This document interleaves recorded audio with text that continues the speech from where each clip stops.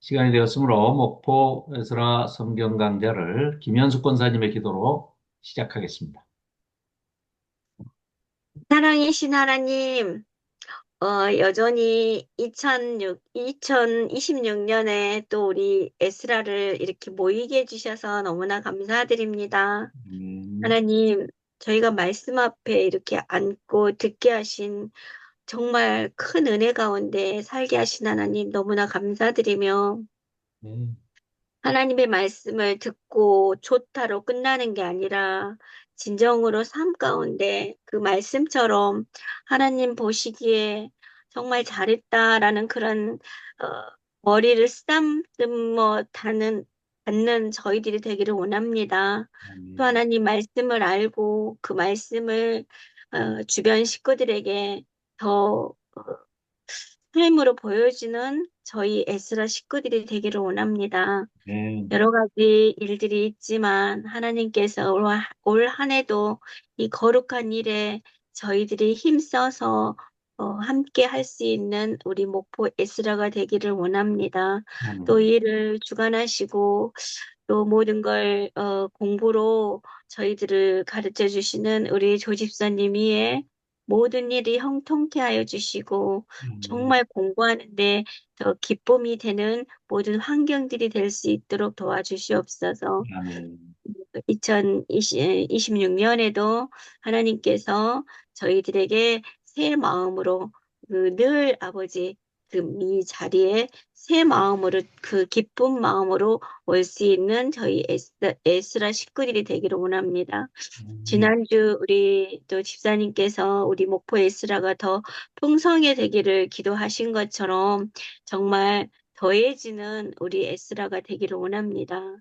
그러나 많은 이들이 하나님 말씀에 오기를 너무 힘들어하고 또 오는 걸 두려워하고 또 오려는 시간들도 없다 하고 하는 그들의 마음 가운데 진정으로 교회에서가 아니라 진정 하나님 말씀을 아버지 제대로 온전히 듣는 저희 에스라에게 큰 복의 복을 더하여 주시옵소서. 아멘. 감사드리며 우리 주 예수 그리스도 이름으로 기도합니다.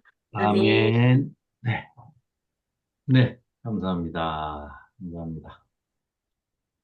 자, 화면 공유하겠습니다. 네, 우리 이제 16장까지, 15장까지 살펴보았죠? 이제 16장 들어갈 차례죠. 이제는 어려운 대목은 다 지나갔습니다. 16장, 이제 15장. 자, 요 앞에 표를 잠깐 보시면은요, 뭐 어려운 부분들이 우리 지난번에 말씀드린 대로 이제 그 7시리즈들이 쫙 나왔잖아요.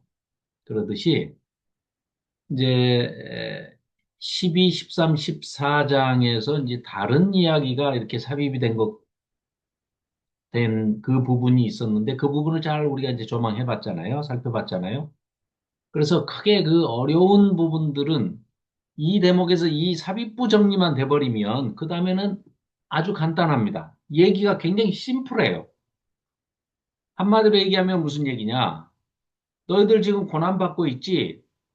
심지어는 그 당시 요한 사도 당시에 소아시아에 그 일곱 교회로 대표되는 모든 예수 믿는 그리스도 교회, 몸된 교회에 박해가 두 번째 박해가 찾아온 상황이지 않습니까? 첫 번째 박해는 네로 황제 때 박해가 AD 64년에서 지나갔어요. 3년 반 동안. 그리고 지금은 이제 95년 이쪽 어간이 됐는데 AD 90년부터 97년까지가 7년 동안이나 이 에, 소아시아 지역에 이 박해가 있었단 말이죠. 그러다 보니 이 박해를 당하고 있는 너희들이 두려워하지 마라. 승천해가지고 올라가 버리신 예수님이 나는 이제 그 그냥 올라왔으니까 하나님 보좌 우편에 앉아 있으니까 너희들끼리 알아서 해라 이렇게 하고 나몰라라 하고 계시는 게 아니라 예수님께서 친히 지금도 교회를 돌보고 계신다는 모습을 쫙 보여주셨잖아요. 그러면서 결론은 이겁니다. 이미 이 영적인 전쟁은 태초부터 아브라함 때부터 쭉 시작을 해가지고 예수님 탄생 여기까지 예수님이 십자가의 죽음까지 또 십자가에서 달리시면서 부활하시고 결국은 사망 권세를 이기고 이 모든 전쟁이 다 끝났다. 영적인 전쟁이 다 끝났어. 그래서 이미 이겨놓은 싸움이야.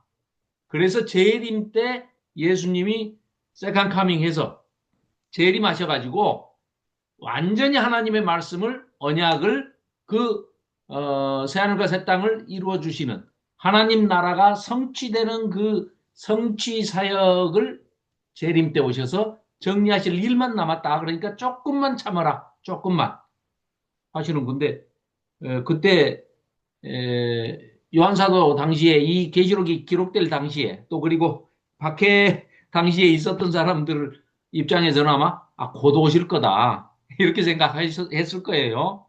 근데 이제 그 곧이 우리 인간의 얘기하는 곧과 하나님이 곧 하시는 거는 차이가 많이 나죠. 일단 확인된 거는 2000년입니다. 그러니까 천년이 하루 같다 하는 얘기가 우리 농담처럼 그렇게 얘기하잖아요. 그러니까 야 2000년 해봐야 이틀밖에 안 돼. 뭐 이렇게 얘기하지만 하나님한테는 이틀밖에 안 돼라고 얘기하지만 꼭 그런 물리적인 크로노스의 타임 이런 게 아니고 하나님의 때 하나님께서 정하신 그 때가 되면 성취될 것이다. 이거를 세대라고도 해요. 세대. 성경에서는 세대를 그런 식으로 풀어서 얘기를 한다는 거죠.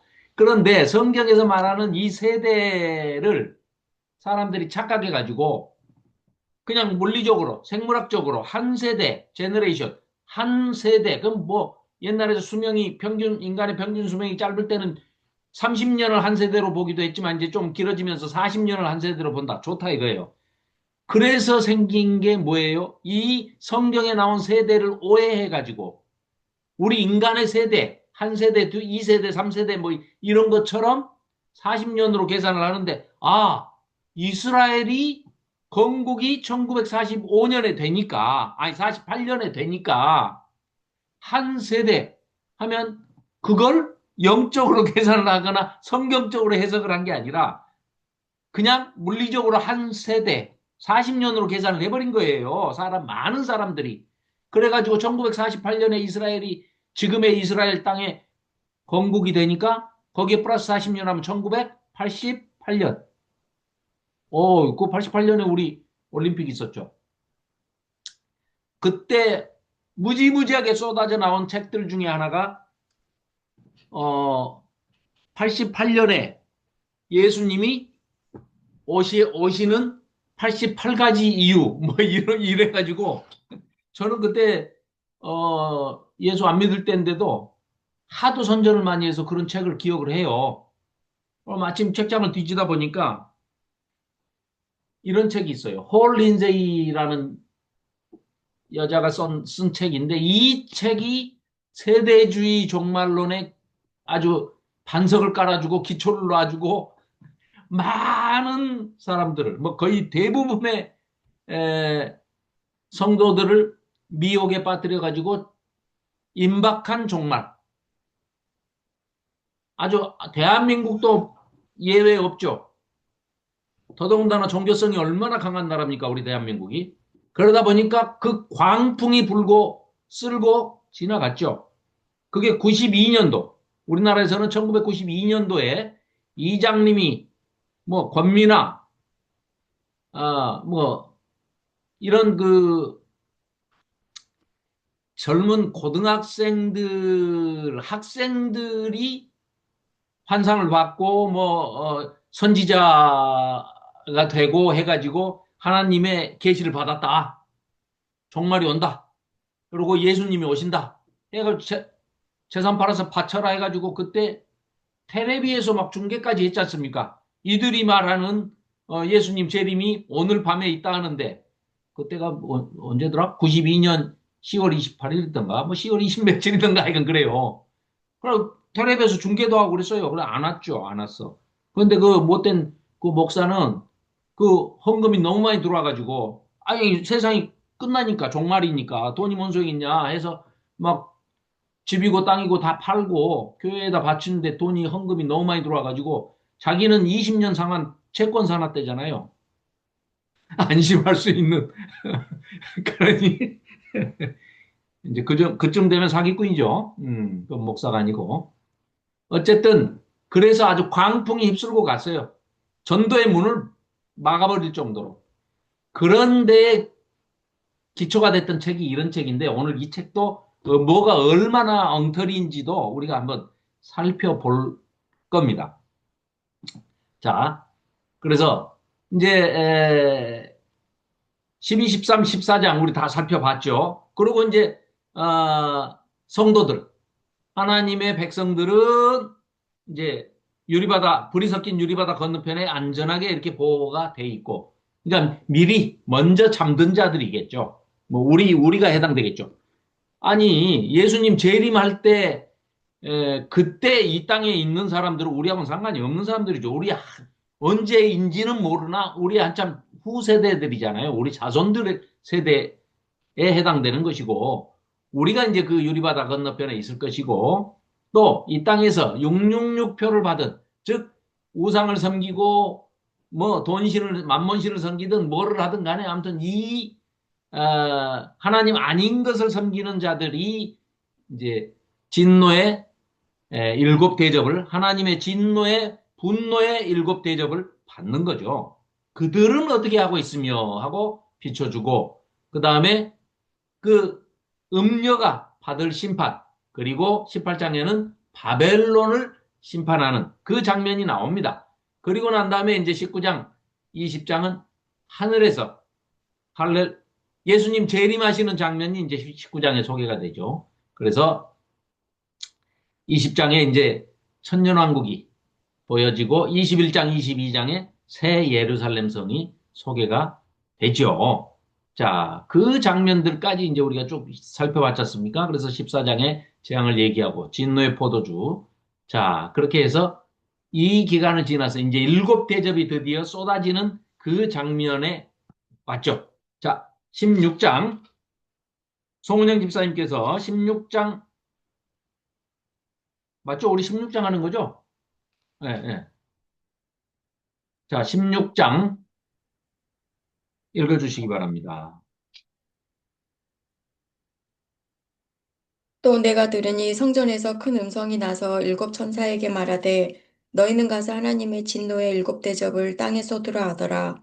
첫째 천사가 가서 그 대접을 땅에 쏟음에 짐승의 표를 받은 사람들과 그 우상에게 경배하는 자들에게 악하고 독한 종기가 나더라. 둘째 천사가 그 대접을 바다에 쏟음에 바다가 곧 죽은 자의 피같이 되니 바다 가운데 모든 생물이 죽더라. 셋째 천사가 그 대접을 강과 물 근원에 쏟음에 피가 되더라. 내가 들으니 물을 차지한 천사가 이르되 전에도 계셨고 지금도 계신 거룩하시니여 이렇게 심판하시니 의로우시도다. 그들이 성도들과 선지자들의 피를 흘렸으므로 그들에게 피를 마시게 하신 것이 합당하나이다 하더라. 또 내가 들으니 제단이 말하기를 그러하다. 주 하나님 곧 전능하신 이시여 심판하시는 것이 참되시고 의로우시도다 하더라. 넷째 천사가 그 대접을 해에 쏟음에 해가 권세를 받아 불로 사람들을 태우니 사람들이 크게 태움에 태워진지라. 이 재앙들을 행하는 권세를 가지신 하나님의 이름을 비방하며 또 회개하지 아니하고 주께 영광을 돌리지 아니하더라. 또 다섯째 천사가 그 대접을 짐승의 왕자에 쏟으니 그 나라가 곧 어두워지며 사람들이 아파서 자기 혀를 깨물고 아픈 것과 종기로 말미암아 하늘의 하나님을 비방하고 그들의 행위를 회개하지 아니하더라. 또 여섯째 천사가 그 대접을 큰 강가 유브라데에 쏟음에 강물이 말라서 동방에서 오는 왕들의 길이 예비되었더라. 또 내가 보매 개구리 같은 새 더러운 영이 용의 입과 짐승의 입과 거짓 선지자의 입에서 나오니 그들은 귀신의 영이라 이적을 행하여 온 천하 왕들에게 가서 하나님 곧 전능하신 이의 큰 날에 있을 전쟁을 위하여 그들을 모으더라. 보라, 내가 도둑같이 오리니 누구든지 깨어 자기 옷을 지켜 벌거벗고 다니지 아니하며 자기의 부끄러움을 보이지 아니하는 자는 복이 있도다. 새 영이 히브리어로 아마겟돈이라 하는 곳으로 왕들을 모으더라. 일곱째 천사가 그 대접을 공중에 쏟음에 큰 음성이 성전에서 보좌로부터 나서 이르되 되었다 하시니 번개와 음성들과 으렛소리가 있고 또 큰 지진이 있어 얼마나 큰지 사람이 땅에 있어 온 이래로 이같이 큰 지진이 없었더라. 큰 성이 세 갈래로 갈라지고 망국의 성들도 무너지니 큰 성 바벨론이 하나님 앞에 기억하신 바 되어 그의 맹렬한 진노의 포도주 잔을 받음에 각 섬도 없어지고 산악도 간데 없더라. 또 무게가 한 달란트나 되는 큰 우박이 하늘로부터 사람들에게 내림에 사람들이 그 우박의 재앙 때문에 하나님을 비방하니 그 재앙이 심히 크미러라. 아멘. 아멘. 자, 뭐, 조금 무시무시한가요? 일곱 대접이 이제 대접이 쏟아지기 시작하니까. 이게 이제 세 번째 화지 않습니까? 그죠? 우리하고 전혀 관계가 없습니다. 그쵸? 그러니까 우리가 계시록을 읽으면서 두려움에 떤다. 이건 잘못 읽은 거예요. 우리하고 관계없는 얘기를 가지고 종말에 이렇게 된대. 이런 재앙들이 있는데 이렇게 막 큰 환란을 당한대. 우리는 아무 관계가 없습니다. 하나님의 백성하고는 전혀 무관한 얘기예요. 그래서 자, 봅시다. 16장. 우선 그 앞에 화면에 보시면은 일곱 대접이 이제 마지막 재앙이죠. 일곱 대접이 쏟아지는데 첫째 대접부터 넷째 대접까지는 어때요? 시리즈로 항상 그 패턴이 있다고 그랬지 않습니까? 말씀드렸지 않습니까?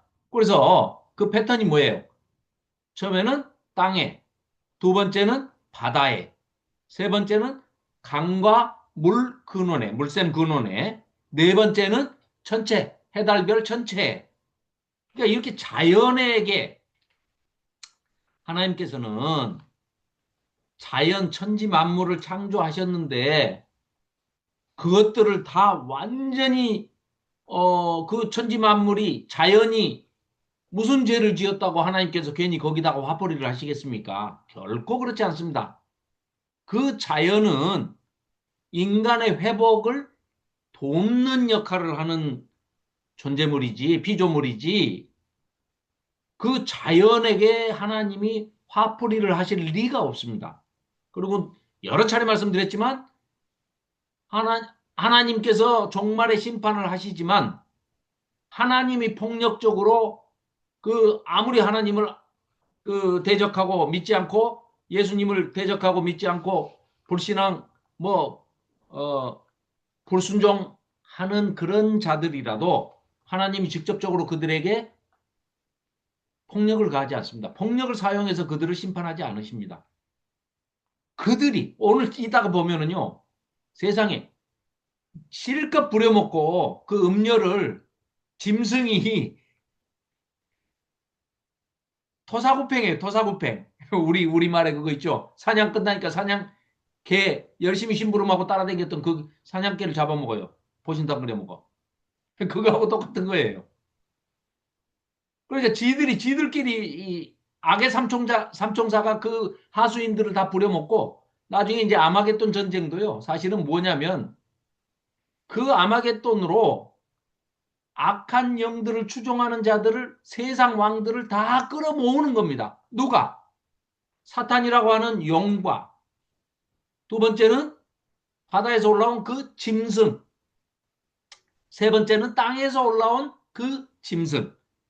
요게 악의 삼총사고 사탄과 사탄의 종로로 타는 유사 삼위일체입니다. 요것들이. 즉 하나님과 그러니까 성부 하나님과 성자 예수님과 성령 하나님 이 성삼위 하나님 삼위일체의 하나님처럼 똑같이 흉내내 가지고 사탄이 영이라고 하는 사탄 마귀 그 다음에 바다에서 올라온 짐승 요게 이제 두 번째.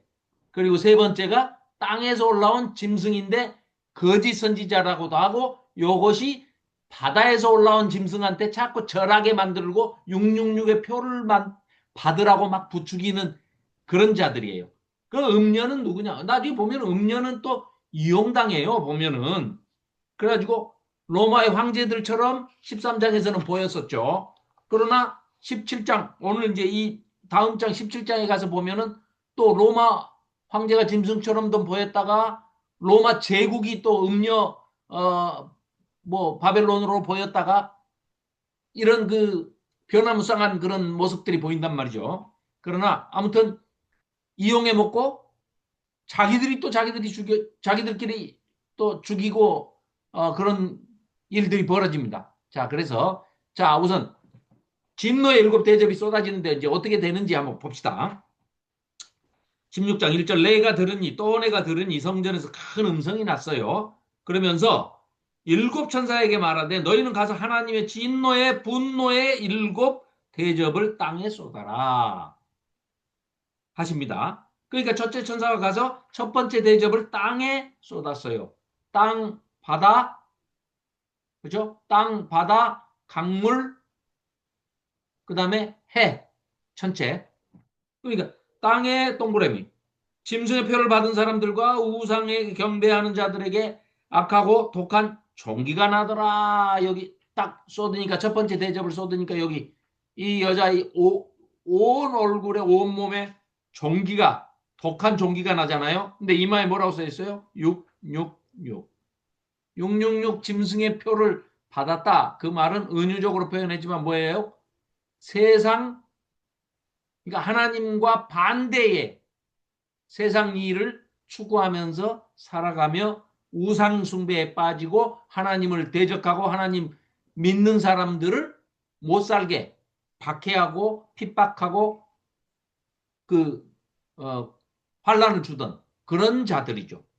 악의 추종자들이죠. 아까 말한 용, 땅에서 바다에서 올라온 짐승, 땅에서 올라온 짐승, 그리고 음녀, 뭐 거짓 선지자 이런 무리들이죠. 자, 그러고 3절 둘째 천사가 이제 두 번째를 쏟아 부어요. 그러니까 어떻게 돼요? 바다에 쏟아 붓죠.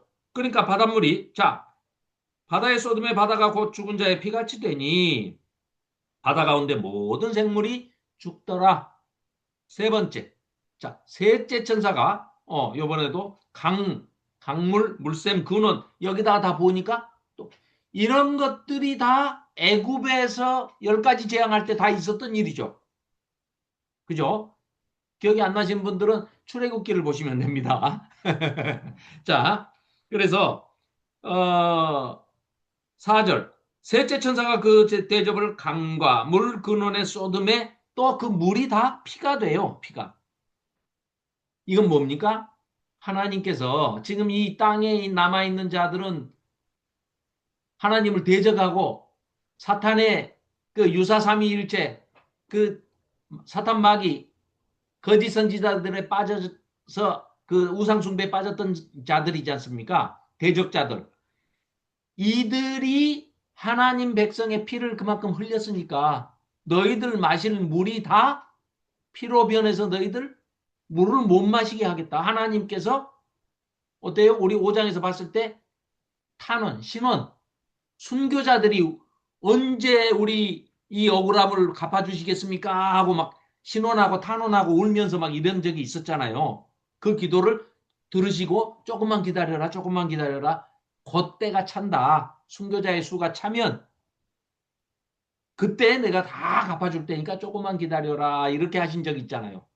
그러니까 그것의 일환으로 모든 물이 바닷물까지 그냥 다 마실 물까지도 강에서 나오는 마실 물까지도 다 피로 변하게 만드신다는 이런 식으로 우리가 생각을 해도 뭐 틀리지 않은 생각이다. 그렇습니다. 자, 그래서 5절 내가 들으니 물을 차지한 천사가 이르되 전에도 계셨고 지금도 계신 거룩하시니요 이렇게 심판하시는 게 의로우시도다. 뭐 하나님 하시는 일이 의롭지 않은 일이 뭐가 있겠습니까? 그죠? 6절입니다. 그들이 성도들과 선지자들의 피를 흘렸으므로 여기 나오네요. 성도들과 선지자들의 피를 흘렸으니까 그들에게 피를 마시게 하는 것이 합당하나이다. 합당하니이다.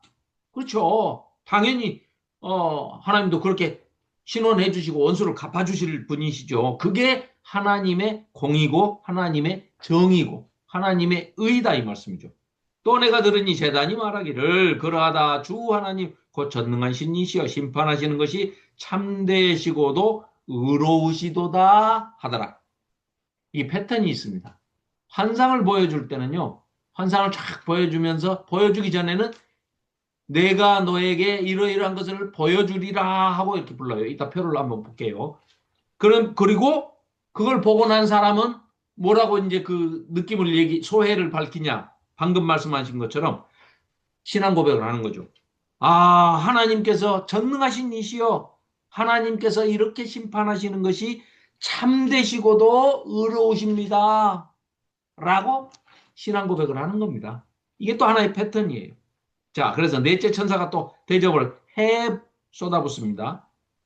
해가 권세를 받아 불로 사람들을 태우니 출애굽할 때는 어땠어요? 깜깜해졌죠. 그냥 아예 흑암 재앙이 있었잖아요. 그런데 이번에는 마지막 일곱 대접 재앙에서는 마지막 화에서는 아예 해가 태워버려요. 태워버려. 그래서 좀 다르죠.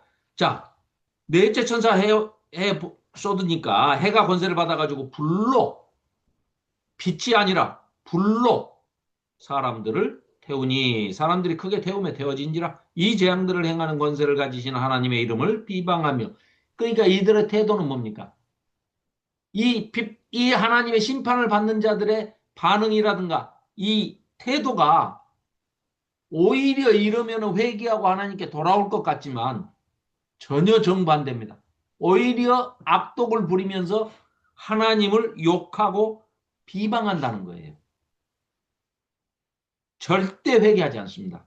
심판이 시작된 뒤로 회개해가지고 돌아온 사람의 기록은 전혀 없습니다. 그러니까 심판이 시작되고 나면 끝난다는 얘기예요. 심판이 시작되기 전에는 회개의 여지가 있겠죠. 기록이 안 됐어도 회개하고 돌아오면 다 받아주신다고 돼 있으니까 그런 기록된 케이스는 뭐 없다 하더라도 충분히 우리가 미루어 짐작할 수가 있죠. 그러나 심판이 일단 종말의 심판이 시작되고 나면 그 다음에는 회개하고 돌아온 사람이 전혀 없다고 기록이 되어 있습니다. 자, 그래서 9절 예. 회개하지 아니하고 주께 영광을 돌리지 아니하더라. 하나님의 이름을 오히려 비방한다는 겁니다. 10절입니다. 또 다섯째 천사가 그 대접을 짐승의 왕자에 쏟으니 이번에는 짐승의 왕자에 쏟았다는 거예요. 그랬더니 나라가 어두워지며 그 나라가 곧 어두워지며 사람들이 아파서 자기 혀를 깨물고 뭐 여기 마귀가 앉아 있네요. 마귀가 요 왕자에 사탄의 왕자에 짐승의 왕자에 앉아 있어요. 자, 그 나라가 어두워지고 아파서 자기 혀를 깨물고 아픈 것과 종기로 말미암아 하늘의 하나님을 비방하고 이들도 비방합니다. 그들의 행위를 회개하지 아니하더라. 또 여섯째 천사가 그 대접을 큰 강 유브라데에 쏟음에 강물이 말라서 동방에서 오는 왕들의 길이 예비되었더라. 자, 이거는 무슨 얘기냐면요. 자, 저기 그 애굽에서도 출애굽할 때 애굽 재앙에서도 10가지 재앙에서도 개구리 재앙이 있었죠. 피게 두 번째 재앙에 피게 이파 악도금의 흑암 장자 10가지 재앙 중에 개구리 재앙이 두 번째 있었잖아요. 그런 개구리 같은 더러운 새 영이 유사삼위일체입니다. 새 영이 용의 입과 짐승의 입과 거짓 선지자 요 유사삼위일체 다 나오네. 악의 삼총사. 그죠? 입에서 그게 나온다는 거예요. 그래가지고 그들은 귀신의 영이라. 이 계시록을 전부 이런 식으로 썼으면 얼마나 친절하고 어려울 게 하나도 없잖아요. 이 16장에서 유일하게 환상을 보여주고 설명을 친절하게 다 해줍니다. 처음부터 끝까지 다 그랬으면 아주 편하고 좋았을 텐데. 이단도 안 그래도 생기죠. 그래도 이단은 생깁니다. 성경이 한 권이고 명쾌하게 한 권으로 딱 해석까지 다 돼가지고 아주 쉽게 구구쌤처럼 써져 있어도 이단은 생깁니다. 그걸 또 비트는 재주가 있어요. 그게 악한 영들이 하는 일입니다. 자, 그래서 귀신의 영이라 이적을 행하여 온 천하 왕들에게 가서, 그러니까 세상 나라 왕들, 제국의 왕뿐만 아니라 세상 나라의 왕들에게 가서 이들이 요 악의 삼총사, 요 사탄의 그 악령의 삼위일체가, 유사 삼위일체가 무슨 짓을 하냐? 그 왕들을 전부 끌어모아요. 뭐 하기 위해서? 전쟁. 그런데 거기 해석을 우리가 조금 민감한 부분이라 14절에서요. 중간에 하나님 곧 전능하신 이의 큰 날에 있을 이렇게 돼 있잖아요. 그 있을을 지우십시오. 전쟁을 위하여 할 때 그 위하여도 지우십시오. 그러면 어떻게 표현해야 이게 가장 정확한 해석이 되느냐? 새번역과 이 개역개정과 성경들이 이제 번역들이 조금씩 차이가 나는데요. 정확하게 헬라어 원어를 원뜻에 맞게 해석을 하면 이렇게 해야 됩니다. 하나님 곧 전능하신 이의 큰 날에 전쟁을 벌이려고 그들을 요 귀신의 영들이 모았다. 이런 내용입니다. 이해가 되시죠? 그러니까 정확하게 번역을 하려면 그 있을 지워버리고 전쟁을 위하여 할 때 그 위하여도 줄 꺼버리시고 이렇게 하시면 된다는 거죠. 큰 날에 전쟁을 벌이려고 그들을 모으더라. 이렇게 하시면 그게 원뜻에 맞는 해석입니다. 자, 그렇게 하고 15절. 보라, 내가 도둑같이 오리니. 왜 도둑같이 오신다는 거예요? 예수님께서 그 오시는 재림하시는 날은 아무도 모르게, 심지어는 예수님이 뭐라고 그러십니까? 자기도 모르신다 그러잖아요. 아버지만 아신다 하고 아버님께로 돌려버립니다. 하나님 아버지께로.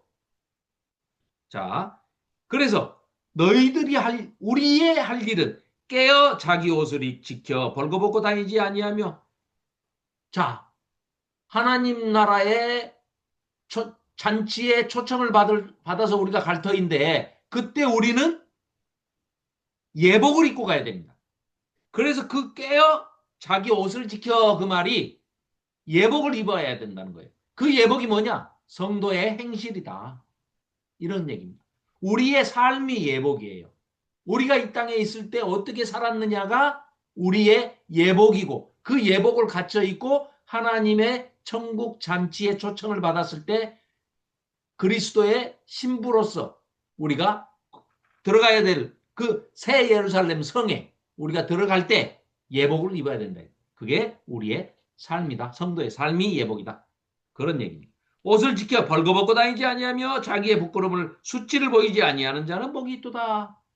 하나님의 백성들, 그 하나님의 잔치에 초대받아서 새 예루살렘 성에 들어가는 사람들은 복이 있도다. 영생 복락하는 사람들.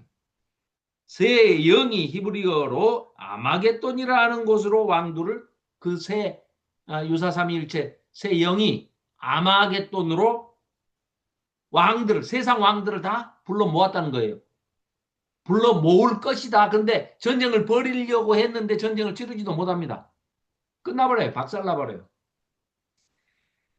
17절입니다. 일곱째 천사가 그 대접을 공중에 쏟음에 큰 음성이 성전에서 보호자로부터 나가지고 이르되 되었다 하십니다. 되었다 하십니다. 자, 여기 앞에 보시면 되었다 하고 아주 큰 음성이 어디서 들렸다고 그럽니까? 하늘 성전 보호자로부터 되었다 하고 이런 음성이 들렸다는 거예요.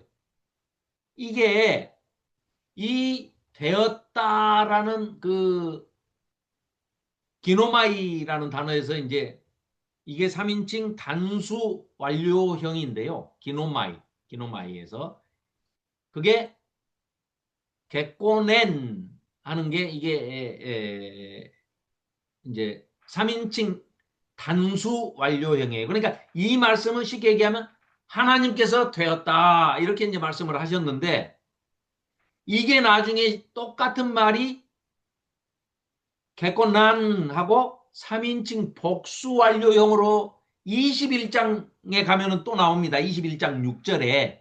그때는 왜 또 복수형을 썼느냐? 아, 그때가 완전히 모든 것이 다 이루어지고 성취가 된 것이구나. 그러니까 성삼위 하나님 복수, 세 분이니까 복수형을 써가지고 개건난 이렇게 쓰는구나 하는 것을 우리가 짐작할 수가 있다는 거죠. 이 그 단어를 사용하고 있는데 그게 3인칭 단수 완료형이냐 3인칭 복수 완료형이냐를 가지고 아 이거는 성부 하나님이 16장에서는 말씀하신 것이고 21장에서는 성삼위 하나님이 복수로 말씀을 하셨다고 이렇게 돼 있는구나. 또 상황이 그래요. 우리가 보면 이 악의 삼총사가 완전히 다 셋 다 그냥 작살난 것은 끝나는 것은 21장에 가서 끝나는 겁니다. 그러기 때문에 아 그때 가서 이루어진 게 완전히 이루어진 거구나. 그러니까 16장에서 되었다 할 때 어떤 그 번역본에는 다 되었다 이렇게 되는데 그거 다 된 거 아닙니다. 다 된 것은 21장에 가서야 다 된 것이다. 이런 말씀. 뭐 거기까지는 뭐 모르셔도 뭐 상관은 없을 것 같습니다. 자 그래서 잠깐만요. 네, 네, 네.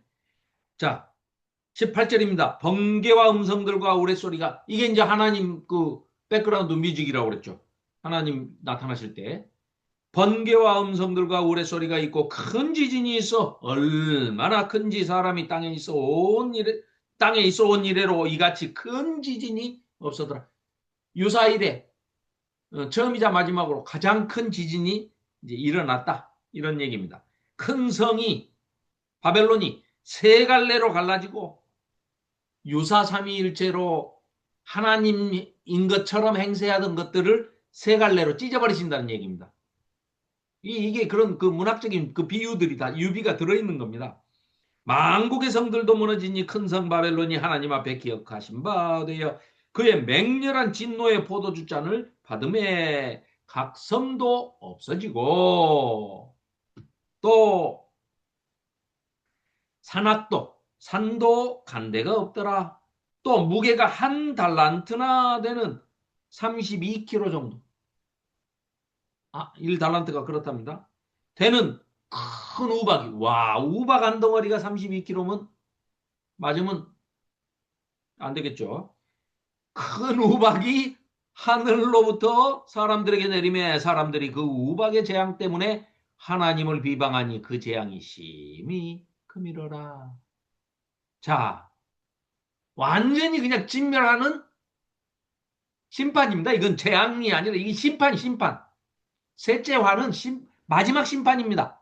일곱째 나팔 불고 일곱 대접이 나와가지고 그 일곱 대접이 차례로 우리 쏟아지는 거 봤지 않습니까?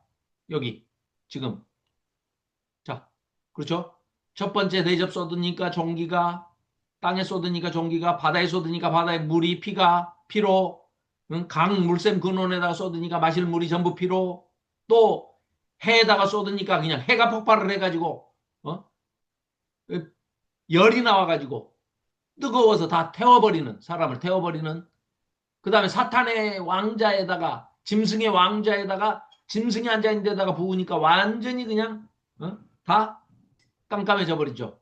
예. 그 다음에 여섯 번째 개구리 새 영이 나와가지고 초토화를 시킵니다. 아마겟돈으로 이제 불러 모아요. 근데 여기서는 재앙이 없어요. 여섯째는. 일곱째는 큰 우박이 떨어져가지고 이제 뭐 아주 그냥 다 사람들이 죽죠. 그런데 이들의 반응은 어때요? 하나님을 비방하니 그 우박의 재앙 때문에 하나님을 비방하니 그 재앙이 심히 크미러라. 자 이렇게 하고 이게 보십시오. 큰 줄기를 잡아가면 이렇습니다. 1장에서 요한사도가 소명을 받아가지고 2장 3장에 일곱 교회에 대해 일곱 메시지 그 다음에 하늘에 올라와라 해가지고 4장에서 올라갔더니 4장 5장에서 하나님의 어전회의 장면을 하나님의 보좌를 보여주죠. 그리고 거기서 일찍 죽임당한 어린 양을 예수님을 보게 되죠. 사도 요한이. 그런데 그 예수님께서 두루마리, 5장에서 큰 두루마리를 받아가지고 인을 떼죠. 7인으로 봉해진 걸 떼죠. 그러니까 이제 그때 7인을 떼는 장면이 쭉 서술이 됐죠. 7번째 인을 딱 떼니까 나팔을 끌고 나와요. 그래가지고 또 7나팔이 울려 퍼지기 시작하죠. 그래서 또 7번째 나팔까지 딱 부니까 7번째 나팔을 부니까 7대접을 끌고 나와요. 그래가지고 지금 방금 우리 7대접 쏟는 장면을 우리가 방금 살펴봤지 않습니까? 이때 이제 요 10장, 11장, 12장, 13, 14 5개 장인데 중간에 조금 빼고 뭐 이게 여기 삽입장이라 해가지고 예언의 책이 딴 얘기를 하면서 설명을 해주는 그런 장면이 있었죠. 그 다음에 이 다음에 나오는 게 지금 이제 방금 우리가 읽기 이제 쭉 16장에서 7대접 쏟아지는 거 봤죠? 17장 이제 바벨론이 정체가 무엇이며 그 바벨론이 어떻게 멸망을 하는지 이걸 보여줍니다. 그러고 난 다음에 이제 악의 최후를 보여주고 새하늘과 새 땅이 어떻게 임한다는 것을 천년왕국을 포함해서 보여주고 난 다음에 21장, 22장에서 이제 마지막 피날레는 새 예루살렘 성이 등장합니다. 이게 요한계시록의 전부 스토리입니다. 이게 서사예요. 이게 이야기예요. 그러니까 어려운 얘기가 아닙니다. 굉장히 간단하게도 할 수 있는 거를 자, 그러면 17장을 김경숙 집사님께서 마이크 켜시고요. 17장을 좀 읽어주시기 바랍니다. 또 일곱 대접을 가진 일곱 천사 중 하나가 와서 내게 말하여 이르되 이리로 오라. 많은 물 위에 앉은 큰 음녀가 받을 심판을 내게 보이리라. 땅의 임금들도 그와 더불어 음행하였고 땅에 사는 자들도 그 음행의 포도주에 취하였다 하고 곧 성령으로 나를 데리고 강야로 가니라. 내가 보니 여자가 붉은빛 짐승을 탔는데 그 짐승의 몸에 하나님을 모독하는 이름들이 가득하고 7머리와 10뿔이 있으며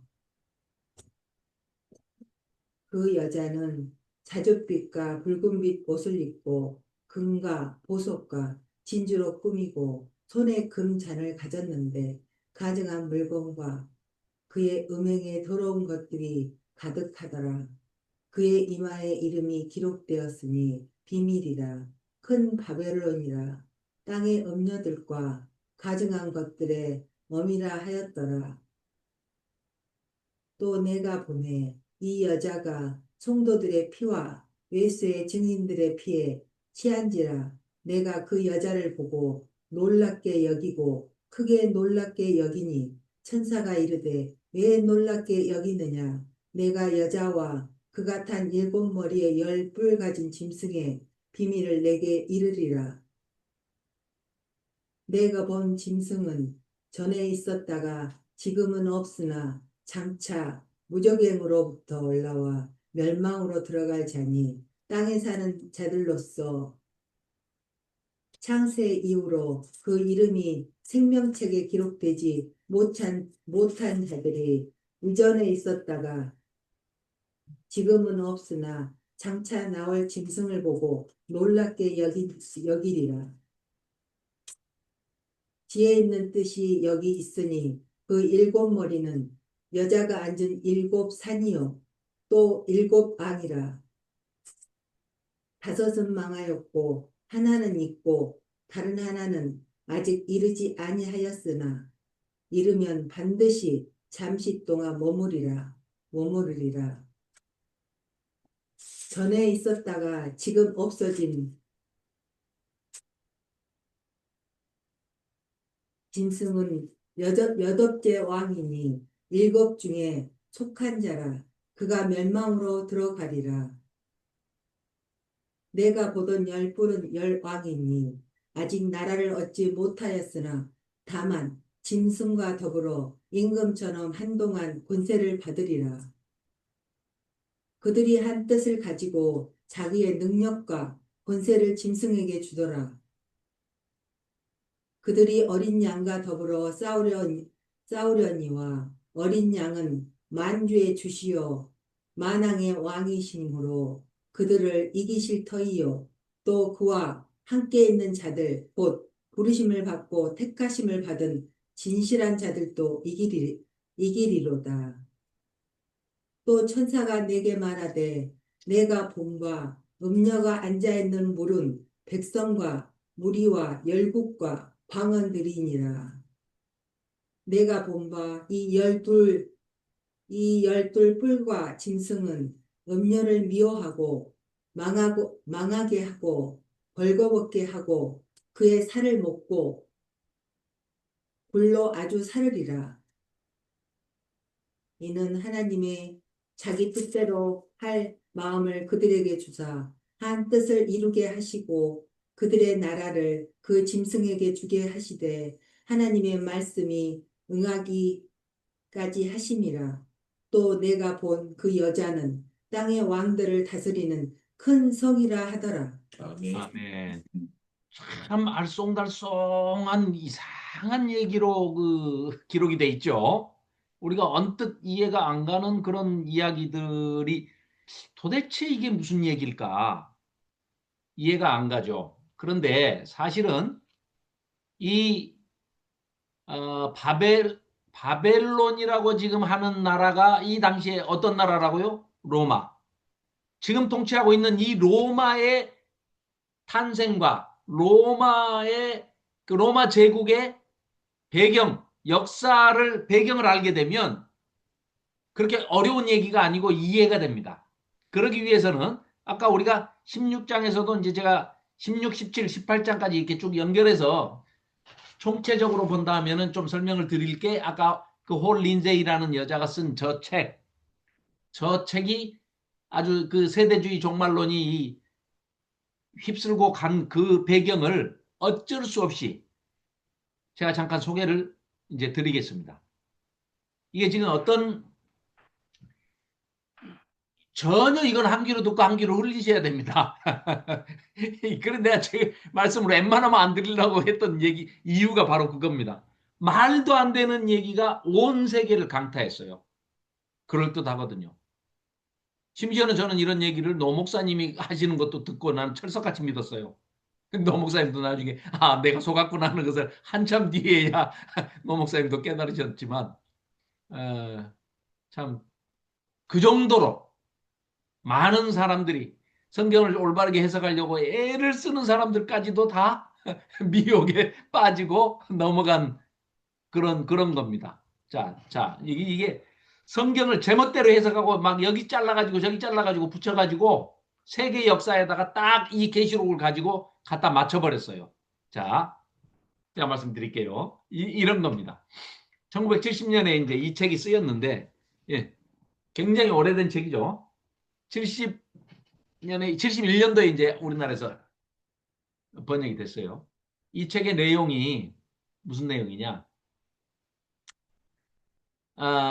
지금 우리 읽었던 아마겟돈 전쟁, 요걸 가지고 이제, 자, 아까도 잠깐 얼핏 말씀을 드렸지만, 1948년에 이스라엘 건국이 딱 되니까, 건국된 거는 환영할 만한 일이다 하고 박수를 보내고 난리를 내면서, 그러나 종말이 이제 곧 오겠구나 하면서 점친 게 40년, 한 세대가 지나면 이랬으니까, 한 세대가 지나기 전에 이랬으니까 예수님이 종말이, 예수님 재림이 있다. 그게 88년이다.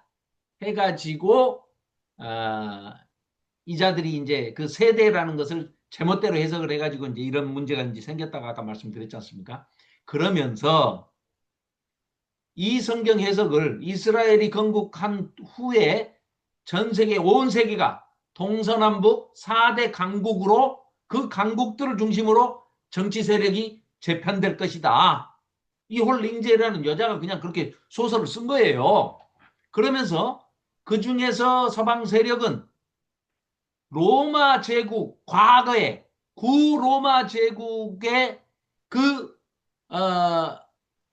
후손이 누구냐? EU, 유럽연합이다. 유럽 공동체.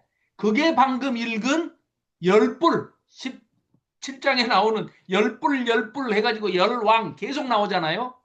그러니까 그게 열불인데 해필 그 당시에 9개 국가만 그 EU에 가입이 돼 있었어요. 그래가지고 이제 한 나라만 더 들어오면 열불이 완성이 되면 이제 예수님 오신다. 그래서 그쪽은 구로마 제국의 판도에서 정체성을 이어가는 열불이 유럽 공동체다. 근데요, 해필 1981년 1월 1일 날 그리스가 10번째로 EU에 가입을 합니다. 그러니까 막 계시록이 현실에서 일어나는 것처럼 착각을 딱 착시 효과가 일어나게끔 그렇게 만들어버린 거예요. 이야기를 막 가공을 해버린 겁니다. 요한계시록을 결코 이 요한계시록이 2000년 전에 쓰이면서 2000년 후에 이 지구상에 이런 역사가 펼쳐질 것이며 이렇게 될 것이다라고 쓴 책이 아님에도 불구하고 아무리 얘기해도 사람들은 거짓 것에 너무 현혹이 잘 됩니다. 지금은 이제 더 잘 되게 돼 있죠. 이때로 뭐부터 따지면 한 3, 40년 지난 지금은 더 아주 그냥 빠지기 좋은 이제 상황이 됐죠. 응? 제미나이니 무슨 챗 GPT니 막 물어보십시오. 거짓말을 대답을 막 아주 뻔뻔하게 다 내놓고 있습니다. 그 확인할 길도 없어요. 자, 그건 옆으로 세서 예. 자, 그래서 이런 이제 문제들이 막 생기기 시작해요. 그 다음에 아마겟돈으로 2만만의 군대가 온다. 그럼 2만 곱하기 만 하면 2억이거든요. 아하, 2억 명이나 되는 군대를 동원할 수 있는 나라는 중국 말고는 없다. 이렇게 주장을 한 거예요. 그래가지고 이 2억이나 되는 군대를 아마겟돈 평야로 끌고 나오려면은 이들이 비행기로도 못 가고 배에다가 어떻게 2억을 태워가지고 가냐. 못 간다. 그러니까 육로로 뭐 기차를 타든 뭐 말을 타든 뭐 탱크를 타든 뭐 운송수단은 무조건 육로로밖에 안 된다. 그러니까 중국이 2억의 군사를 끌고 동쪽에서 그 동쪽이 중국이랍니다. 지금 방금 읽었잖아요. 그래서 동쪽에서 중국이 이렇게 쳐들어올 것이다. 그 다음에 남방 세력은 이집트를 중심으로 해가지고 아랍 국가들과 아프리카 흑인 국가들이 동맹을 맺어가지고 또 그 다음에 남방, 그게 남방이죠. 북쪽은 소련. 그 당시만 해도 소비에트 연방이었죠. 소련이었죠. 지금 그 소련이 연방 체제가 해체되고 러시아하고 뿔뿔이 다 흩어져 버렸잖아요. 미국도 지금 유나이티드 스테이트 아닙니까? US가. US는 그대로 저 소련처럼 미련이죠. 미련. 미국 연방이죠. 그 체제는 유지가 되지만 소련은 이미 붕괴돼 버렸는데도 불구하고 그 당시에는 그래서 동서남북으로 딱 4대 제국으로 재편이 돼가지고 북쪽에는 소련, 동쪽에는 중국, 그 다음에 서쪽에는 EU, 유럽 연합체, 남쪽은 이집트를 비롯한 아랍, 아프리카. 이래가지고 전부 집중을 하는 게 어디로 집중한다고요? 아마겟돈. 아마겟돈으로 집중해. 근데요, 성경을 잘 읽어보면, 조금만 정신 차리고 성실하게 읽어보면, 하나님, 그 2억의 군사, 2만만의 군사라는 거는요, 하나님의 천사가 동원한 하나님께 속한 그 천사들이에요. 천사군대예요. 천사군대. 중국군이 아니고 중공군이 아니고 그 당시만 해도 중공이었죠.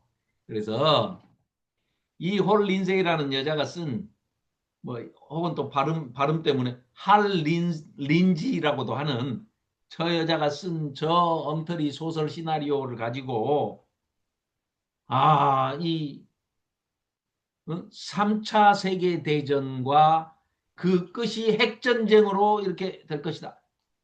굉장히 미혹하는 그런 것들로 아주 꽉 차 있게 그렇게 소설을 써놨는데 그게 이 기독교의 강단에까지 들어와 가지고 성경은 놔두고 계시록 얘기하면 전부 저 여자가 쓴 그 시나리오를 얘기하고 있습니다. 한마디로 엉터리다. 왜 엉터리냐? 88년에도 예수님 안 오셨고 이장님이가 얘기하듯이 92년에도 안 오셨고 오실 리가 없죠. 지금 오시기 전에 징조가 다 이루어져야 할 것이다 하는 징조가 있기 때문에 그런 징조가 이루어지기 전에는 결코 오시지 않습니다. 자, 대신에 여기서 지금 17장이 우리 요한계시록 17장이 얘기하고 있는 이 이야기, 알쏭달쏭한 일곱 머리에 열 뿔, 뭐 짐승을 탄 음녀 여인, 이게 도대체 뭐냐?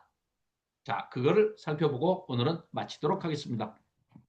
자, 앞에 사진을 보시면 이게 과거의 로마 제국의 지도입니다. 여기 보시면은요, 산이 일곱 산이 있어요. 여기 뭐 아벤틴 힐 뭐 이런 식으로 서비안 월 여기 있고 여기 산은 이제 요런 거 힐 언덕이죠. 언덕. 그러니까 뭐 산도 아니고 언덕 정도 되는 예. 이런 언덕이 일곱 개 언덕으로 이렇게 돼 있습니다. 하나, 둘, 셋, 넷, 다섯, 여섯, 하나, 둘, 셋, 넷, 다섯, 여섯, 일곱. 예, 요거는 벽이고. 자, 이렇게 해서 이 일곱 언덕 위에 여기 이제 한글로 여기 번역해 놓은 여기 있는데요. 이게 로마 당시에 실제로 통용되던 동전입니다. 여기 동전 보시면은요. 웬 여자가 여기 뭐 이상하게 생긴 의자 같은 거에 걸터 앉아 있죠. 이게 의자가 아니고요. 이게 일곱 산입니다. 일곱 산. 하나, 둘, 셋, 넷, 다섯, 여섯, 저기 희미하게 맨 뒤에 있는 것까지 해서 일곱 개의 산 위에 걸터 앉아 있고 로마라는 단어가 무슨 단어냐면요. 여신 이름이 로마입니다. 여신 이름이 로마예요. 로마라는 여신의 이름을 해서 따와가지고 로마라는 나라를 만들었습니다. 그러니까 여신 로마예요. 그런데 이 여자는 군복을 입고 있고 왼손에 칼을 들고 있어요. 이렇게. 그러고 여기 보면은 물이 이렇게 막 흐르는데 많은 물 위에 앉았다 이렇게 아까 17장 읽어보니까 그렇게 나오잖아요. 이 표현이 실제로 강의 신 티베르라는 것을 깔고 그 위에 이렇게 걸터 앉아 있는 겁니다. 발 밑에는 티베르 강물, 많은 물 위에, 그 다음에 일곱 개의 언덕, 산, 일곱 산에 걸터 앉아가지고 여기에 보면은 로무르스와 레무스라는 암늑대의 젖을 먹고 있는 이 루파, 이게 음녀입니다. 음녀. 이게 실제로 로마의 신이에요. 신. 그래서 이 앉은 여인, 물 위에 앉은 여인, 일곱 산 위에 걸터 앉은 여인, 이게 실제로 통용되던 이런 그 베스파시안 황제의 동전입니다. AD 71년에 실제로 아시아 지방에서 주조된 세스테티우스라는 요 동전입니다. 사용했던 동전이에요. 지금도 유물이 많이 발굴이 되고 있습니다. 이런 이 동전은 그것처럼 로마 제국이 탄생한 그 배경에 지금 뭐라고요? 요 여신, 로마라는 여신과 일곱 산과 많은 물과 성도들의 피에 취해 있다. 많은 물 위에 걸터 앉아 있다. 일곱 산 위에 있다. 이런 것들이 다 로마의 탄생 신화에 지금 다 그 당시 사람들은 다 알고 있던 내용입니다. 2000년이 지나버리니까 우리한테는 생소한 이야기가 됐지만 그 당시에 이 얘기하면 아 로마 얘기하고 있네. 로마 건국 신화를 얘기하고 있구나. 그냥 아는 겁니다.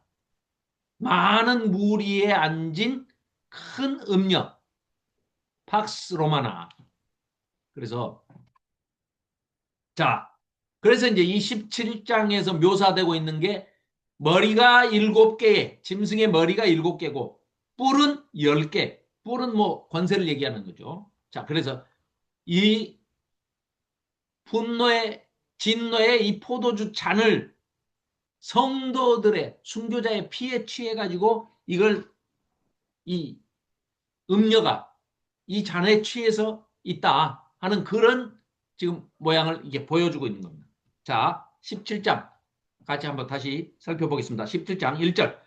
일곱 대접을 가진 일곱 천사 중에 하나가 와서 내게 말하여 이르되 이리로 오라. 많은 무리에 앉은 큰 음녀. 그건 뭡니까? 로마. 방금 봤잖아요. 로마. 네. 큰 음녀가 받을 심판을 내게 보이리라. 땅의 임금들도 그와 더불어 음행하였고 우상숭배에 빠졌다는 얘기죠. 땅에 사는 자들도 그 음행에 포도주에 취하였다 하고 곧 성령으로 나를 데리고 광야로 가니라. 내가 보니 그 여자가 붉은빛 짐승을 탔는데 붉은빛 짐승을 탔는데 그 짐승의 몸에 하나님을 모독하는 이름들이 가득 찼더라는 겁니다. 몸에. 지난번에 몇 장이죠? 앞에서는 그 짐승의 머리에 하나님을 모독하는 이름이 꽉 차 있었죠. 8장인가? 그런데 지금은 몸에 그게 써 있다는 건 왜 그런 거 봤더니 머리에는 지금 이게 뭐예요? 여자가 붉은빛 짐승을 탔는데 그 짐승의 머리에 여자가 타고 그게 옷이 덮여서 잘 안 보이니까 온몸에다가 이제 그 하나님을 비방하는 이름을 적어 놓은 것 같아요. 그래서 온몸에 있다는 거예요. 자, 짐승의 몸에 하나님을 모독하는 이름들이 가득하고 일곱 머리와 열 뿔이 있으니 일곱 머리와 열 뿔은 아까도 말씀드렸습니다. 로마 건국신화하고 연상해 보시면 돼요. 열 뿔이란 거는 열 왕을 얘기하는 겁니다. 왕. 권세를 얘기하니까 뿔은. 그래서 그 여자는 자줏빛과 붉은빛 옷을 입고 홍포 왕들이 입는 옷이죠. 그 옷을 입고 금과 보석과 진주로 꾸미고 손에 금잔을 가졌는데 가증한 물건과 그의 음행의 더러운 것들이 그 안에 가득하다는 겁니다. 사치와 향락과 음행과 뭐 이런 모든 것들이 그의 이마에 이름이 기록되어 있으니 비밀이라 큰 바벨론이라. 이거 이제 우리한테만 이렇게 얘기를 해주는 거예요. 독자들만 아는 거예요. 비밀인데 그 이름이 바벨론이야. 지난번에도 말씀드렸죠. 바벨론하고 로마, 왜 로마를 바벨론이라고 하느냐? 공통점이 있어서 그랬다고 그랬죠. 예루살렘 성과 하나님의 집인 성전을 멸망시킨 존재가 바벨론과 로마는 AD 70년에, 바벨론은 BC 586년에 하나님의 집을 무너뜨린 이 쳐죽일 놈들이죠. 이 이스라엘로서는 용서가 안 되는 원수들이죠. 예.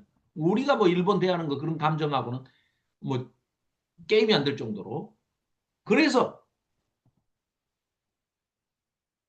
비밀인데 우리는 다 알잖아 하면서 그게 바벨론이야. 바벨론이 뭐야? 로마. 이런 얘기입니다. 이런 뜻입니다. 지금. 땅의 음녀들과 가증한 것들의 어미야. 그 배후에는 사탄이 있다는 얘기죠. 또 내가 보면 6절입니다. 이 여자가 거짓 종교, 뭐 로마 제국 어느 것 다 해당이 되는 거죠. 성도들의 피와 예수의 증인들의 피에 취한지라 저 잔을 들고 있지 않습니까? 거기에 순교자들의 피가 지금 담겨 있는 겁니다. 저 금 술잔에. 증인들의 피에 취한지라 내가 그 여자를 보고 놀랍게 여기고 크게 놀랍게 여기니 천사가 이르되 왜 놀랍게 여기느냐? 내가 여자와 그가 탄 일곱 머리와 열 뿔 가진 짐승의 비밀을 너에게 이르리라. 네가 본 짐승은 전에 있다가 지금은 없으나 장차 무적행으로부터 올라와 멸망으로 들어갈 자니라. 누구?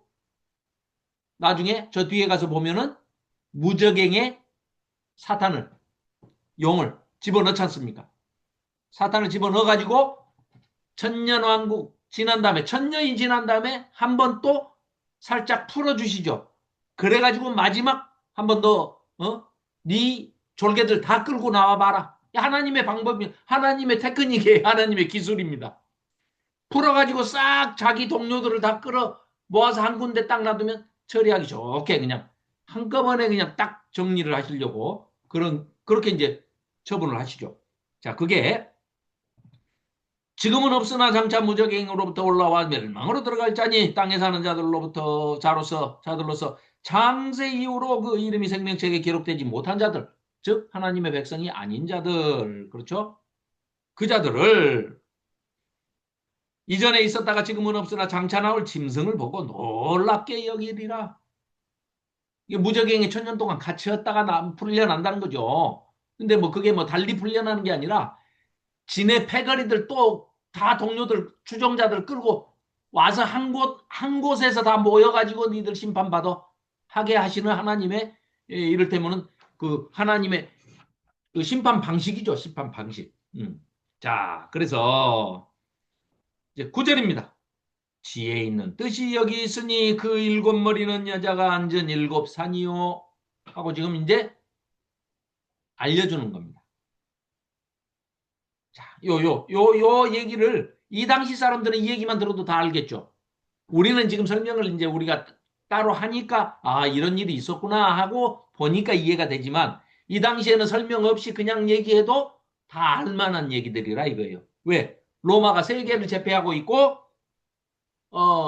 헬라어가 세계 만국 공통어로 쓰이고 있고 로마로 통하는 모든 길을 42만 마일이나 다 갖다 놔. 어쨌든 아니 24만 마일인가. 뭐 아무튼 지구를 몇 바퀴 돌 만큼의 도로 길이가 다 총 길이를 합산하면 그렇답니다.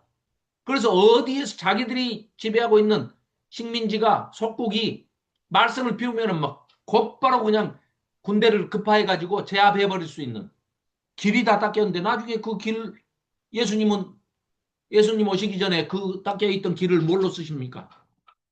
로마가 닦아놓은 그 길을 복음 전하는 길로 쓰시잖아요. 그래서 바울이 그 길로 다니면서 그것도 헬라어로 기록되어 있는 성경을 성경을 가지고 성경도 다 그 길을 통해서 전파되어 있고 자 지혜 있는 뜻이 여기 있으니 9절입니다. 그 일곱 머리는 여자가 앉은 일곱 산이요 또 일곱 왕이라 다섯은 망하였고 하나는 있고 다른 하나는 아직 이르지 아니하였으나 이르면 반드시 잠시 동안 머무르리라. 여기서 일곱 왕 해가지고 뭐 다섯은 나라들을 얘기하는 사람들도 있고 어떤 학자들은 왕들의 이름을 가지고 뭐 이렇게 얘기를 하고 있는데요. 주장할 바는 하나도 없습니다. 그리고 중요하지 않습니다. 중요하면 다 설명을 친절하게 해줬을 텐데 몰라도 아무 문제 없습니다. 괜히 그걸 가지고 바로 확신도 없는 걸 가지고 괜히 이거 학자들끼리 자기들 말이 맞다고 싸우는데요. 쓸데없는 짓들을 하고 있는 겁니다. 모르셔도 아무 상관없습니다. 자, 또 전에 있었다가 지금 없어진 짐승은 여덟째 왕이니 일곱 중에 속한 자라. 그가 멸망으로 들어가리라. 네가 보던 열 뿔은 열 왕이니 아직 나라를 얻지 못하였으나 다만 짐승과 더불어 임금처럼 한동안만 권세를 받을 거야. 그들이 한 뜻을 가지고 자기의 능력과 권세를 짐승에게 주더라. 자, 짐승에게 다 모이는데 보십시오. 그들이 어린 양과 더불어 싸우려니와 이것들이 똘똘 뭉쳐가지고 유사삼위일체, 용, 짐승, 바다에서 나온 짐승, 땅에서 나온 짐승, 뭐 이게 그 하수인들, 음녀, 또 여러 왕들, 만국 왕들 이것들한테 권세를 주면서 전부 다 모이게 해서 누구한테 대적해요? 어린 양과 더불어 예수님과 싸우게 한단 말이죠. 싸우려니와 어린 양은 만주해 주시오 만왕의 왕이심으로 그들을 뭐 게임도 안 되죠. 사실은 그래서 지난번에도 누가 싸웁니까? 그 가브리엘 천사장이 대적하지 저기 싸우지 예수님이 이런 것들하고 싸우시겠습니까? 만왕의 왕이신데. 그래서 당연히 이기실 터이요. 이기셨죠. 이미 사망 권세를 이겨버리셨으니까. 한시적으로 사탄의 이 미혹을 허용하신 거죠. 하나님께서. 그래서 또 그와 함께 있는 자들 곧 부르심을 받고 택하심을 받은 진실한 이들도 이기리로다. 우리도 이미 이기다가 하나님 아브라함 품에 가 있는 것이고 이때쯤 되면 이 땅에 남아가지고 하나님의 백성들이 박해를 받고 있는 중에 짐승의 표를 받지 않고 즉 우상숭배하지 않고 배교하지 않고 하나님 저버리지 않고 하나님을 끝까지 믿고 순종하고 따른 하나님의 백성들은 하나님의 표를 받죠. 이마에 인침을 받아가지고 전부 다 유리바다 건너편에 안전하게 보호받고 있게 되는 거죠. 그래서 자, 또 천사가 내게 말하되 네가 본 바 음녀가 앉아있는 물은 백성과 무리와 열국과 방언들이니라. 네가 본 바 이 열불과 짐승은 음녀를 미워하여 망하게 하고 벌거벗게 하고 그의 살을 먹고 불로 아주 사르리라. 이 짐승들이 어떻게 된 것인가? 이게 딱 보여지는 것이죠. 그 다음에 이는 하나님이 자기 뜻대로 할 마음을 그들에게 주사 한 뜻을 이루게 하시고 그들의 나라를 그 짐승에게 주게 하시되 하나님의 말씀이 응하기까지 하심이라. 그래서 이제 음녀 종교는 완전히 이제 토사구팽 당하는 거죠. 또 네가 본 그 여자는 땅의 왕들을 다스리는 큰 성이라 하더라. 자, 이제 여기까지 하고 잠깐 우리가 이제 큰 그림에서 한번 보신다 하면 자, 18장에 가서는 바벨론이 멸망하는 장면입니다. 그래서 무너졌도다 무너졌도다 큰 성 바벨론. 자, 방금 조금 전에 16장과 17장은 뭐예요? 17장은 일곱 대접 심판이 이제 쏟아지는 것이고 시작이 된 것이고요. 17장에서는 그 음녀에게 내릴 심판, 그게 정체는 무엇이고 어떤 심판이 내려지느냐 해서 18장에서는 멸망하는 바벨론을 보여주는 겁니다. 그래서 무너졌다 무너졌다 큰 성 바벨론이요. 이렇게 불타는 마지막 바벨론이고 이 이제 바벨론에 가서 이유하고 이 지금 의회 건물이 저 16세기에 그림으로 그려졌던 브리겔의 그 저 바벨탑의 모양을 그대로 형상화해 가지고 스트라스부스의 이 유럽 의회 팔리아먼트 이 의회 건물을 똑같이 이렇게 만들어서 해놨어요. 그 안에 보면 666 그 EU 연합회 유럽 연합회의 국회의원들 번호가 1번부터 쭉 있어요. 그런데 666번 국회의원 자리는 공석으로 비워놨답니다. 그러니까 이들은 지금 자기들이 뭐라고 생각하는 거예요? 이 여자의 말을 그대로 이 땅에서 실현되고 3차 대전이 일어나서 지구 멸망의 그 전쟁을 인간들이 일으킨다라고 지금 이 주장하고 있는 겁니다. 누구의 배후에 누가 있다고요? 자기들 배후에 사탄이 있다는 거예요. 악령이 있다. 악령 추종자들입니다. 이 자들이 지금 여기 보십시오. 그래서 슬로건으로 내걸고 있는 게 유럽, many tongues, 많은 수많은 언어가 있지만 one voice, 우리는 한 목소리를 내겠다. 하나님이 어떻게 하셨죠? 바벨탑 창세기 11장에서 바벨탑 쌓으니까 언어를 혼잡하게 하셔가지고 흩어져라. 땅에 흩어져서 생육하고 번성해라 라고 명령을 하셨는데 이들이 어떻게 했습니까? 우리 흩어지지 말자. 한 언어를 쓰자. 그래가지고 바벨탑을 쌓아가지고 하나님을 대적한 거 아닙니까? 흩어지지 않으려고 하나님의 명령을 어긴 거 아니에요. 그런데 지금 이들이 슬로건이 뭐예요? 우리는 한 목소리 내면서 똘똘 뭉쳐서 하나님을 대적하자. 여기 보십시오.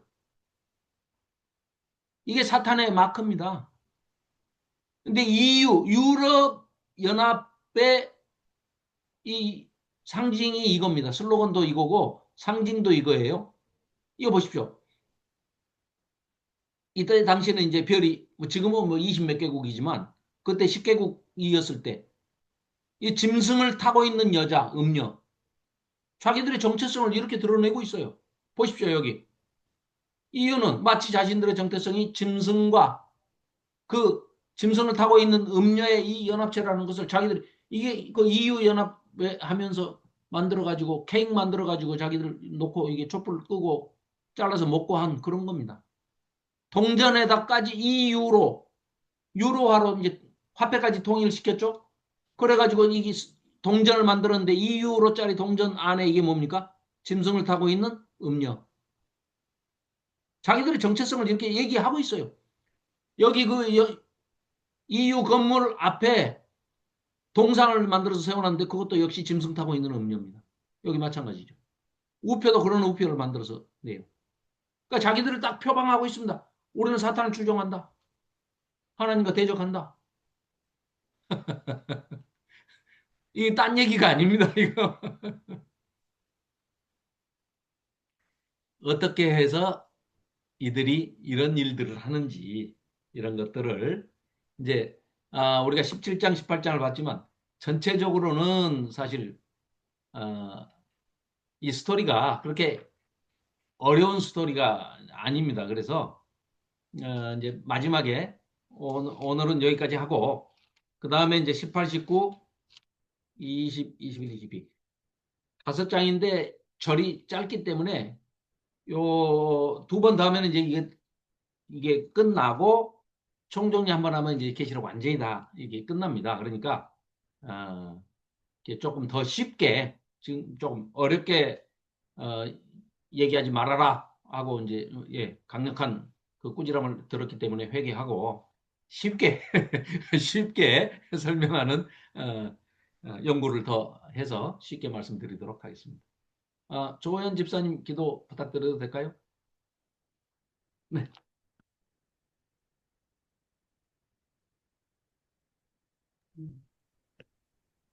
사랑이 많으신 하나님 아버지, 새해를 맞이하여 이렇게 목포 에스라 식구들이 한자리에 모여 첫 줌으로 성경 공부를 하였습니다. 주님, 오늘 이 자리에 함께 계셨을 것으로 믿습니다. 아멘. 주님, 우리 가족들이 한 해 동안 건강하고 행복하게 그리고 즐겁게 성경 공부를 할 수 있도록 늘 축복 주시고 인도하여 주옵소서. 아멘. 가능하시다면 저희들이 원하는 또 새로운 하느님을 앙망하고 성경 공부를 목말라 하는 그런 식구들을 보내주시면 더욱더 저희들이 열심히 공부하고 또 주님의 말씀에 따라 열심히 살아가겠습니다. 주님, 아멘. 저희 목포 에스라를 축복하여 주시고 늘 지켜 주옵소서. 아멘. 이것을 주께 의탁드리오며 예수님의 이름으로 기도드립니다. 아멘. 아멘. 감사합니다. 아이고, 오늘은, 예, 새해 첫 공부 시간이라, 예, 그래도 빨리 맞춰서 다행입니다.